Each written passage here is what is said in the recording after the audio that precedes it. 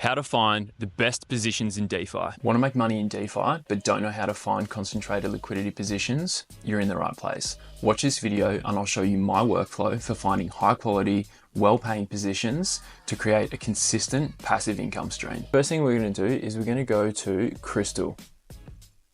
Crystal is a great tool for searching and evaluating positions. You can use it to manage your positions as well. I personally choose to use Aperture for that, but it is a handy tool as a backup. But for finding positions, Crystal's best in class. First thing that I navigate to is hot pools. Today I'm going to look for a pool on the Ethereum network, purely because that's where most of the traffic is. So you can see that I've got ETH selected here. I'm going to look for Uniswap positions today. The only filter that I changed is the TVL, or total value locked. And I put that down to a minimum of $100,000. Maximum can go infinity. Once you've applied those filters, the next step is going through this list and trying to identify pools with assets that you're already knowledgeable on and already bullish on. So I can see here there's ArcBlock, Toncoin, quite volatile at the moment. As you're going through these list of assets, pay attention to the potential APR, the TVL, and the 24-hour volume. Now, a lot of these positions are purporting to have astronomical APR, and that's because they've had a recent uptick in volume. I'll show you exactly what that looks like and why I'm discounting some of these positions on screen. Let's have a look at ArcBlock. Now, when I click into this position, I usually start by just selecting best wide. That will automatically populate a position with plus or minus 30% wide range, so 60% wide range in total. Having a look here, it's reportedly going to pay almost 700% APR. I'm a little bit suspicious on the validity of that claim. So to double check that, all I need to do is look at the Uniswap pool analytics.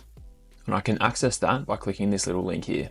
First thing I'll do, I'll make sure that I've selected volume, and I'll look at the volume over a month.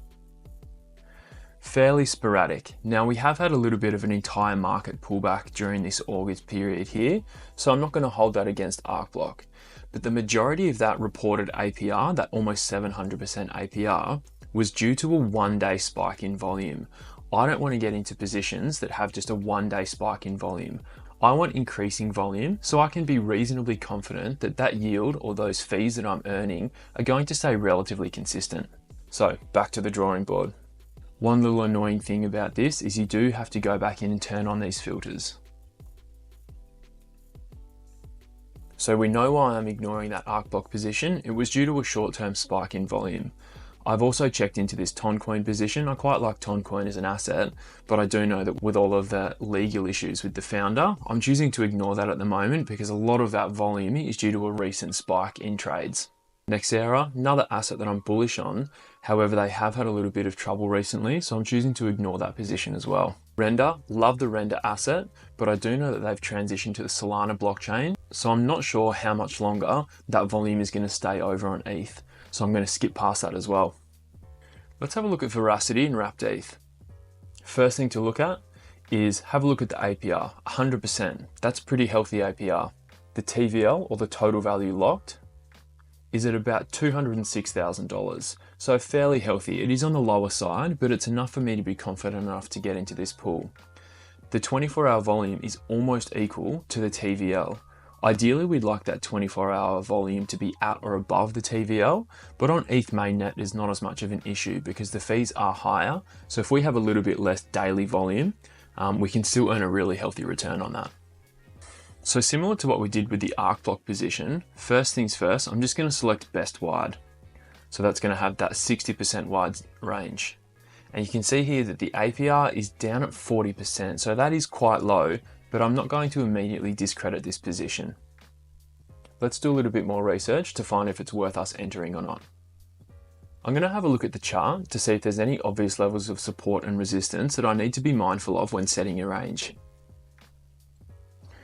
When you first open Dex Screener, it'll take you to the price of the base asset, VRA, priced in US dollars. So this is the same chart that you see on TradingView. I always like to start my analysis on this chart first, before I'll go into the next chart of the base and the quote asset, so VRA and Wrapped ETH, but we'll just stick on this screen for a moment. So having a look here, you can see that there's been a pretty significant sell-off in the price of VRA. We'll measure that just for reference. It's down close to 85% from that recent high. but the entire market has been pulling back from this time in early March this year. So having a look at this chart here, if you're not bullish on VRA long term and you saw this chart, there's no way you'd want to enter this position. And remembering this video is more just a guide on the workflow rather than about this position in particular. But because I am relatively bullish on VRA long term, it has a really important use case and it has a really healthy community, I'm still going to continue investigating this position. So when I'm on this screen here, I'd just like to mark in any really clear levels of support and resistance. And we can see back here early 2023, there's a pretty significant level of support. So I'm just going to mark that in with a horizontal line. I'll mark in this level of support as well. And I could potentially mark this swing high into. So that's usually as much as I need to do on this chart here. The really important chart where we need to do the bulk of our analysis is the chart with the base and the quote asset. So I do that by toggling this switch here. So this chart is now showing me the price of VRA priced in wrapped Ethereum. So base, VRA, quote, Ethereum. It's really important that you're doing your analysis on the right chart for two volatile pairs like this. When I say volatile, I don't necessarily mean that the price swings are huge. I mean that neither of these assets are stable coins. Lots of positions are a volatile asset paired with a stable coin. So for instance, Veracity paired with USDC. But for this example, it's two volatile assets that can move together or they can diverge. We're going to check the correlation later on in this video because it's a really important metric for this particular position and other positions with volatile assets. So first thing, I repeat the same process, marking any clear levels of support and resistance.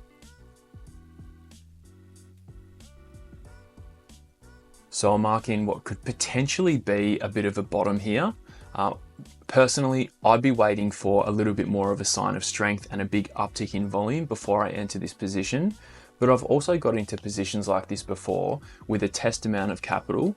And once I get that sign of strength or that confirmation with volume, I can scale into that existing position. But remembering, this is just a workflow. So I've got that level of support marked in there. I'll mark in that recent swing high, and you can see that we're pretty much in the middle of that range there. Let's measure that out using a price range tool.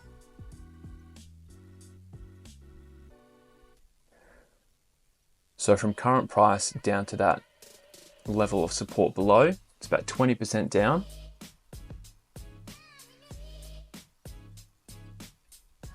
And about 23 to the upside. What I can do here is I can take those figures back to Crystal and I can tinker around with the sliders until I can see a potential APR that I would get paid. Bearing in mind that all of the data that Crystal is pulling can be up to a day old.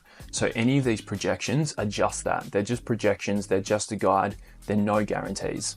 So let's just do plus or minus 20% to see what that could potentially pay. We've emulated that range roughly that we saw on Dex Screener, and we put minus 20% to the downside and plus 20% to the upside. That's projecting an APR of close to 60%. That's a little bit low for my ideal minimum, which is about 100% APR. Absolutely, I've got into positions with less APR than that, but as a rough guide, I like to be earning 100% APR for each of my positions. So because that's a little bit low, what I'll do now is I'll go back between Dex Screener and Crystal, and I'll see how close I can get that range without being needlessly aggressive. I'm going to bring this bottom range up to roughly minus 10%, and I'm going to put the top range to plus 15%, so I can leave a little bit of room for the price of VRA to appreciate against Ethereum. And you can see with this range here, which is a 25% wide range, the APR is closer to my minimum of 100%, so 92.5% here. That's a pretty fantastic yield. Anyone in traditional finance will tell you that 100% APR is not achievable. In DeFi, we can do that fairly consistently without needlessly taking on too much risk. So now that we've put this range in, let's double check that on Dex Screener to see if we're ignoring any really clear levels that we should be mindful of. So minus 10, plus 15. I've zoomed in a little bit just to make our analysis easier. I'll bring this to minus 10%. And this one down to plus 15. And I'll mark those with some more horizontal lines just to mark out that new range and to have a look at how much price action there is within that range. We can see if we use a date range tool, from here to here, Using that date range tool, there's about 81 bars, so 81 days, where most of the price action has been within that range. That's pretty good. What we can do now is we can check the correlation of these two assets. We're doing this because they are two volatile assets, which means price can move both ways for both assets. The closer they are to correlated, the better. We can find out how correlated these pairs are by using a tool on DeFi Llama. We go into the left-hand side here, scroll all the way down until you find correlation. Now, I've already been on this screen here and I've put in the two tokens that we're analyzing, ETH and VRA. Over 7 days, there's a correlation of close to 0.6, which is pretty good. It's positive, but it's not excellent. Over a month, much better, 0.8. The closer we are to a correlation coefficient of 1, the better, which means that as one asset moves up, so does the other one, and vice versa. As one asset moves down, so does the other one. Remember, the more correlated these assets are, the better for us as liquidity providers. So we've identified a pair on Crystal, we've analyzed it on Dex Screener, we've checked the correlation on DeFi Llama. Let's have a look at another tool called DeFi Lab to start comparing what these two ranges have paid over the past 30 days. So we're basically backtesting our strategy here. In the search bar, I've typed in the two assets and I've selected the correct pool.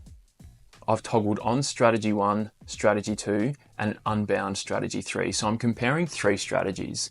V3 strategy 1 is going to be my aggressive tighter range. Strategy 2 is going to be a wider range, just as a point of comparison. And the unbound V2 strategy, that's a full range liquidity position, which means we're not setting a range. Our liquidity is being used across any price point. It does dilute our APR quite significantly though, and I'll show you what that looks like. So I'm not going to spend too much time on all of the different graphs that this tool provides, but it's a fantastic analysis tool. This chart here shows the price action over the last month, and you can see with our wider range, we're capturing 100% of that price action. With our more aggressive range, we are missing on some trading days here, but because our range is narrower, the APR that we're getting paid is higher. So we can compare the performance of those two positions against the full range position using this table down here. So this is typically where I spend most of my time analyzing on DeFi Lab. Strategy 1, our tighter range position, has a total return of 6.64%. That's pretty close to my monthly minimum of 8%. And in fact, if I'm doing anywhere between 5 to 15% per month, I'm ecstatic with those results. Strategy 2, that was our wider range, and you can see that the total return is less. Even though we're in range 100% of the time, because our range is wider and our APRs are less, we're actually better off with the tighter range. Always bearing in mind that this is only considering past data. We can use it, but it's not a guarantee.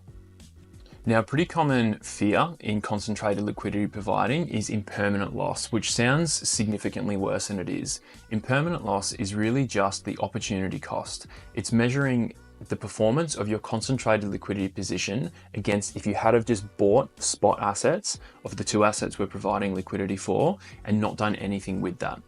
So having a look at this little graph down here, strategy 1 against HODL 50/50. So strategy 1, the tighter concentrated liquidity strategy, has drastically outperformed just hodling those two assets. So we're beating impermanent loss. Impermanent loss is not something that dictates too many of my decisions in concentrated liquidity, but it is important to be mindful of it. If we completely ignore it, we do run the risk of underperforming and basically losing some of our capital. So to summarize the workflow, we've identified pairs and positions on Crystal. We've checked the charts on Dex Screener to look for obvious levels of support and resistance and trend lines. We've looked at the Uniswap analytics to make sure that the volume is not just a one-day spike in volume, that it's an increase in volume. We've had a look at the correlation on DeFi Llama, and we've compared potential ranges and positions using DeFi Lab. Hope that answered the question for how to find and identify high-quality positions in concentrated liquidity. Peace.